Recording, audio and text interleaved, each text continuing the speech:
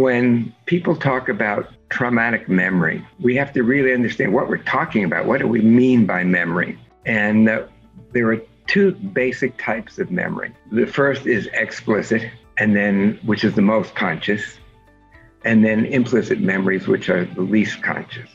And it's all about cold facts. There's no emotionality or very little emotionality associated with declarative memory. Episodic memory is an interesting subcategory, and it's said to be conscious, but it's conscious in a very different way. It's less conscious than declarative memory, and it can have certain qualities which are very important in the carrying forth of our lives.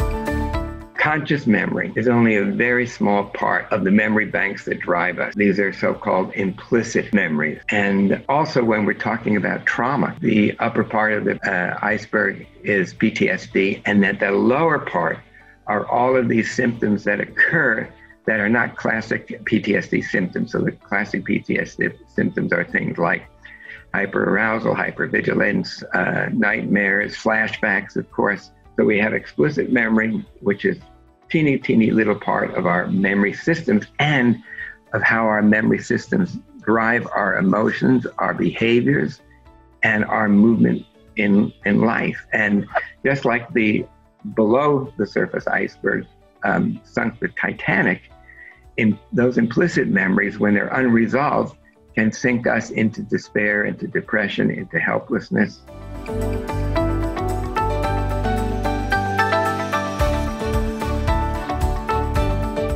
Episodic memory really provides the interface between rational explicit and irrational implicit realms. So it's really the kind of the great communicator, if you like, between the deeply unconscious processes and the explicit processes. And the episodic memory allows us to build coherent narrative.